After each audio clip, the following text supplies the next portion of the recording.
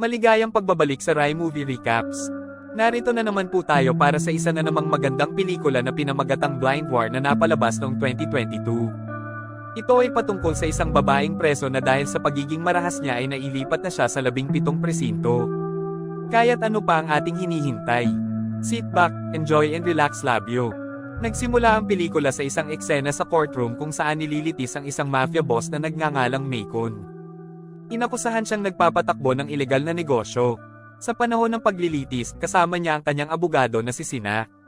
Upang makatulong na linisin ang pangalan ni Macon, hiniling ni Sina sa kanyang kasintahan, si Leduo, na nagtatrabaho para kay Macon, na magpanggap na isang pari at tungstigo sa kanyang pabor. Ang paglilitis ay nakakuha ng maraming atensyon ng publiko dahil sa mga kakilakilabot na krimen ni Macon. Upang panatilihing ligtas ang korte at maiwasan ang kaguluhan, dinala ang mga tropang SWAT na pinamumunuan ni Donggo. Ang junior ni Donggo, Kung Kun, ay bahagi rin ng misyon upang matiyak ang paglilitis. Sa courtroom, naging magulo ang mga bagay nang sumugod ang mga tauhan ni Maiko na may mga ripple at inatake ang mga hukom. Kahit na sinabihan silang huwag makisali, narinig ni Donggo ang mga putok ng baril at inutusan ng kanyang koponan na pangasiwaan ang sitwasyon. Bumalik sa silid ng hukuman, pagkatapos na may baba ang mga hukom, sina Sina at Leduo ay lumapit kay Maicon na nasa isang selda ng bilangguan. Mukhang natuwa siya. Iniisip na palalayain nila siya. Ngunit may ibang plano sina Sina at Leduo. Naghagis si Sina ng mga granada, sinira ang mga bakal at sinira ang silid. Pagkatapos ay umalis ang mga tauhan ni Sina, Leduo, at Maicon sa courtroom na nagpapanggap ng mga biktima upang maiwasan ang hinala mula kay Donggo at sa kanyang mga tropa. Gayunpaman, hindi sinasadyang nabitawan ni Leduo ang kanyang baril. At napagtanto ni Donggo ang kanilang tunay na intensyon. Inatake ng grupo ang mga tropa ni Donggo at si Kung Kun ay malubhang nasugatan. Sinabi ni Donggo sa kanyang kapareha na humanap ng kaligtasan habang nakikipaglaban siya sa mga nanghihimasok ng mag-isa. Nagawa ni Donggo na ibagsak ang natitirang mga kriminal sa gusali. Samantala, nagtago sina Sina at Leduo sa isang silid, umaasang makakatakas kay Donggo. Ngunit nahanap sila ni Donggo at nakitang hostage si Kung Kun. Upang protektahan ang kanyang koponan, ibinaba ni Donggo ang kanyang sandata at itinaas ang kanyang mga kamay at nagtago ng maliit na granada. Sinubukan siyang pigilan ni Leduo at nang si Sina ay naglalayong barilin si Donggo, sa halip ay nataman niya ang kanyang kasintahan. Sa kaguluhan, inihagis ni Donggo ang kanyang granada na sumabog mismo sa kanyang harapan na lubhang nasugatan ang kanyang mata. Si Sina, na nagdadalamhati para kay Leduo, ay nahuli ng mga dumating na tropa. Pagkatapos ng insidente, guna siya ay magiging permanenteng bulag. Pagkatapos ay nagsimula siyang mag-aral ng Braille. Isang araw, habang nakikinig sa balita tungkol sa insidente sa courthouse sa TV, narinig ni Donggo ang mga taong sinisisi siya sa pagpapadala ng kanyang mga tropa sa magulong gusali. Dahil sa labis na mga alaala, nawalan siya ng kontrol at tumakbo sa kalye, nabasag pa ang windshield ng kotse. Dahil dito, inaresto ng pulisya si Donggo. Sa kabutihang palad, ang kanyang dating kasosyo sa pulisya, si Kang Kun, ay dumating upang tulungan siya at magtrabaho upang mapalaya siya. Samantala, ang anak ni Donggo na si Shoumei, ay sumugod sa himpilan ng pulisya nang mabalitaan niya ang pag-aresto sa kanyang ama. Si Shoumei lamang ang kanyang pamilya pagkatapos ng pagkamatay ng kanyang asawa at ang kanyang dahilan para mabuhay. Sa paglipas ng panahon, nagsimulang tanggapin ni Donggo ang kanyang sitwasyon at nakahanap ng mga paraan upang masiyahan sa mga aktibidad na gusto niya noon bago mawala ang kanyang paningin. Isa sa mga aktibidad na ito ay ang pagsundo kay Shoumei pagkatapos ng klase. Isang araw, habang naghihintay sa kanya, napansin niyang naging napakatalas ng kanyang pandinig. Naririnig niya ang paghagis ng bola at mabilis itong nasalo. Si Shoumei, na namangha dito ay binato ang isang bungkos ng mga bola sa kanyang ama. Ginulat ni Donggo ang lahat sa pamamagitan ng pagsalo sa bawat bola, tulad ng isang taong may normal na paningin. Nang maglaon, nagkaroon ng pagtatanghal ng orkestra ang paaralan ni Shoumei, at siya ang napiling tumugtog ng biolin. Dumalo si Donggo, kasama ang iba pang mga magulang. Habang nagpe-perform, hindi siya mapalagay dahil hindi niya marinig ang violin ni Shoumei. Nag-aalala, umalis siya sa sinehan upang hanapin siya. Sinubukan niyang makipag-ugnayan sa kanya at sa wakas ay narinig niya ang kanyang pag-iyak para sa tulong. Si Shoumei ay kinidnap ng hindi kilalang grupo. Di nagtagal pagkatapos iulat ni Donggo na nawawala si Shoumei, sinabi sa kanya ng pulis na natagpuan nila ang bangkay ng isang babaeng estudyante. Gayunpaman, nang makita ni Donggo ang bangkay, sinabi niyang hindi niya ito anak. Kahit na itinanggi ito ni Donggo, nakita ng mga pulis ang mga gamit ni Xiaomei sa site kaya iniisip nilang siya yon. Ayaw maniwala ni Donggo at nagalit sa isa sa mga opisyal. Akala niya ay pinamukha ng mga kidnapper na patay na si Xiaomei kaya mabilis na isinara ng mga pulis ang kaso. Samantala, si Sina na nasa bilangguan para sa kanyang papel sa insidente sa courthouse ay inilipat sa isang bagong bilangguan. 7 beses na siyang naantig dahil nagdulot siya ng kaguluhan ng ipagtanggol ang sarili sa mga taong nagtatangkang saktan siya.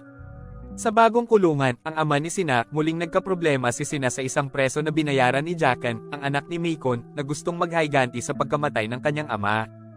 Nang maramdaman ng panganib, lumaban si Sina laban sa bilanggo na humantong sa agarang pag-aresto sa kanya ng mga gwardya. Habang nasa kustodiya, nakita niya ang isang balita tungkol sa pagkidnap sa anak ni Donggo. Pagkatapos ay gumawa siya ng plano na gamitin si Donggo para hanapin si Jacan. Pagkatapos ng laban, inilipat si Sina sa isa pang bilangguan na may mahigpit na seguridad. Sa kabila ng pagkakadena, nanatili siyang kalmado. Biglang may sumabog na nagdulot ng kaguluhan. Sinasamantala niya ang sitwasyon, nakalas siya sa kanyang mga tanikala. Sa labas ng nasirang sasakyan, handa na ang mga tauhan ni Jacan na patayin si Sina.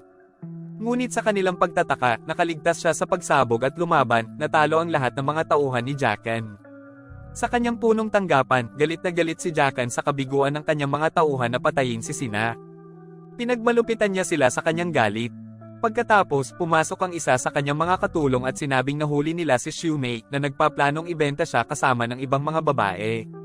Natuwa si Jacan sa narinig, lalo na't anak ni Donggo si Xiaomei. Samantala, ibinalik si Donggo sa himpilan ng pulisya dahil sa pag-atake sa isang pulis sa lugar kung saan natagpuan nila ang bangkay ng isang batang babae na inaakalang si Xiaomei. Sa isang pagsisiyasat, siya ay ini-escort ng ilang mga pulis.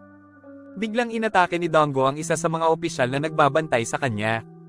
Pagkatapos ay nakumbinsi niya ang opisyal na nagmamaneho na dalhin siya sa isang ligtas na lugar. Ang hindi alam ni Donggo ay nag-disguise si Sina bilang isa sa mga pulis na nag-escort sa kanya. Sa ilalim ng tulay, si Sina, na nagpapanggap na isang pulis, ay nakipag-deal kay Donggo. Nangako siyang sasabihin sa kanya kung saan nakahawak ang lahat ng babaeng nahuli ng grupo ni Zukon, kasama na si Xiaomei. Bilang kapalit, pumayag si Donggo na tulungan siyang salakayin si Zukon. Pinlano nilang magpanggap si Donggo bilang middleman. Nag-aalok na ibenta ang Sina sa supplier ni Zukon. Sa lokasyon ng bakod, sinabi ni Donggo, kasama si Sina na nakatago sa vault, sa gwardya na may kasama siyang dalaga. Pagkatapos ng mabilisang pagsusuri, pinapasok sila. Nakilala ni Donggo ang isang matandang babae na namamahala sa pangangasiwa. Habang si Sina ay dinala sa isang detention area. Nang matapos ni Donggo ang mga papeles para sa dapat ibenta ni Sina at aalis na sana, biglang bumunot ng sandata ang matandang babae at sinubukan siyang atakihin. Mabilis na hinublat ni Donggo ang baril at lumaban. Determinado, tumakbo si Donggo sa sikretong silid kung saan nakakulong ang mga bihag na babae. Gayunpaman, siya ay tinambangan ng ilang mga tao at nadaig. Dinala siya sa isang silid kung saan si Sina ay nakabitin ng patiwarik sa itaas ng isang aquarium. Hindi nagtagal, dumating si Longwong, ang may-ari ng shelter, na galit nang makitang nanggugulo sina Donggo at Sina. Habang nakadina si Donggo, tinanong siya ni Longwong tungkol sa kinaroroonan ng kanyang anak na nakatutok sa kanya ng baril. Nang siya ay magbabaril, si Donggo, alert sa kaunting paggalaw, ay umiwas sa putok. Matapang niyang nilabanan ng mga gwardya ngunit hindi nagtagal ay natalo siya ng mga tauhan ni Longwang. Sa isang sandali ng katatagan, nagawa niyang bumangon, lumaban, at iligtas si Sina sa pamamagitan ng pagsira sa aquarium na sinadya upang malunod siya. Matapos palayain ang kanilang mga sarili mula sa kanilang mga pagpigil, hinarap ni Sina si Longwang na nasugatan siya sa proseso. Sinamantala ang kaguluhan, gumamit si Donggo ng basag na salamin mula sa basag na aquarium upang pilitin si Longwang na ihayag ang lokasyon ni Xiaomei. Bago pa makapagsalita si Longwang, narinig nila ang papalapit ng mga sirena ng pulis. Sa isang desperadong hakbang, itinulak ni Sina si Longwang dahilan upang aksidenteng mapatay siya ni Donggo. Samantala, sa tirahan ni Zukon, sinabihan si Xiaomei na tumugtog ng violin para sa kanya at sa ilang potensyal na mamimili na nanonood online. Ang kanyang magandang pagganap ay humanga sa mga mamimili na nag-alok ng maraming pera para sa kanya. Natuwa si Zukon, ngunit hindi nagtagal ang kanyang kagalakan. Pagkatapos ng auction, sinubukan niyang mag-advance kay Xiaomei bago siya ibigay sa pinakamataas na bidder. Ipinagtanggol niya ang kanyang sarili sa pamamagitan ng paghampas sa kanyang ulo ng kanyang violin na nagpagalit sa kanya. Gayunpaman, hindi niya ito sinaktan, nag-aalala na babaan ang kanyang halaga.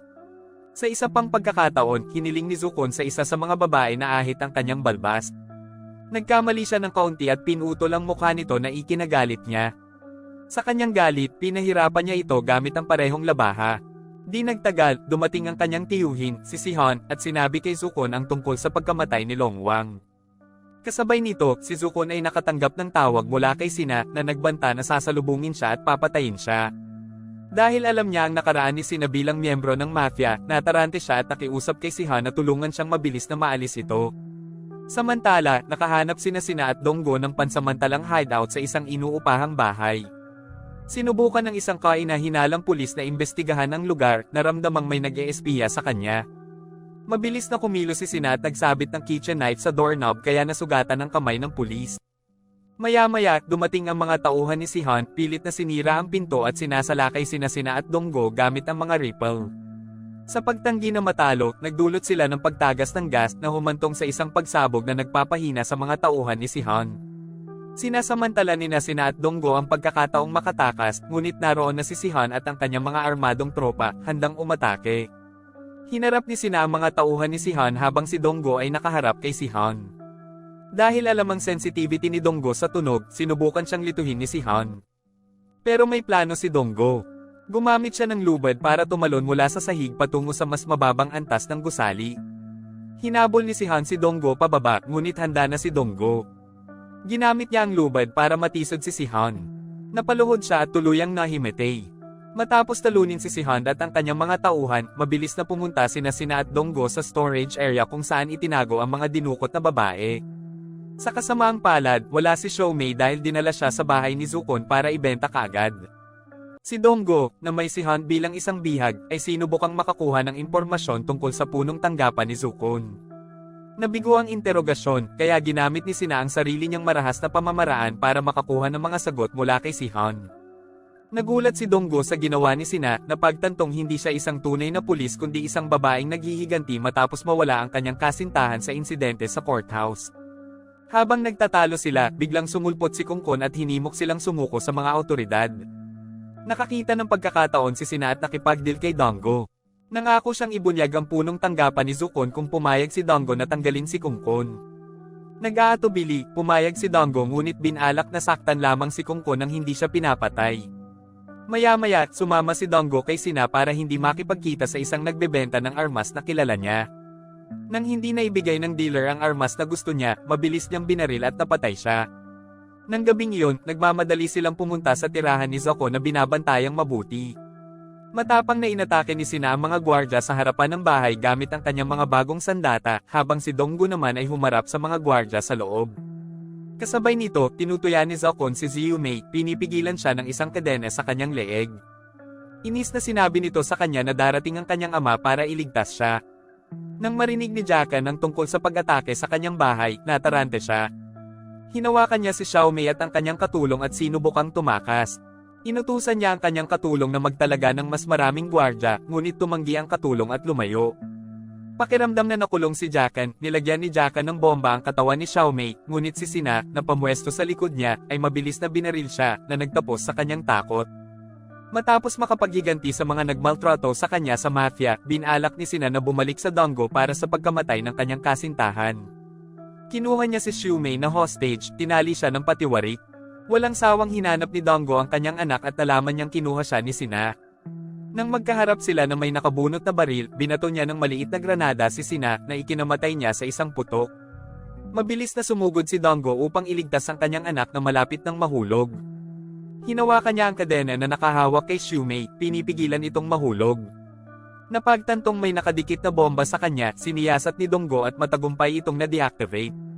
Sa pangwakas na eksena, dumating ang mga pulis upang isecure ang lugar. Si Donggo, na puno ng kagalakan, ay nagpapasalamat na nailigtas niya ang kanyang pinakamamahal na anak na babae. At dito na nga nagtatapos ang pelikula natin para sa araw na ito. Maraming salamat sa panunood.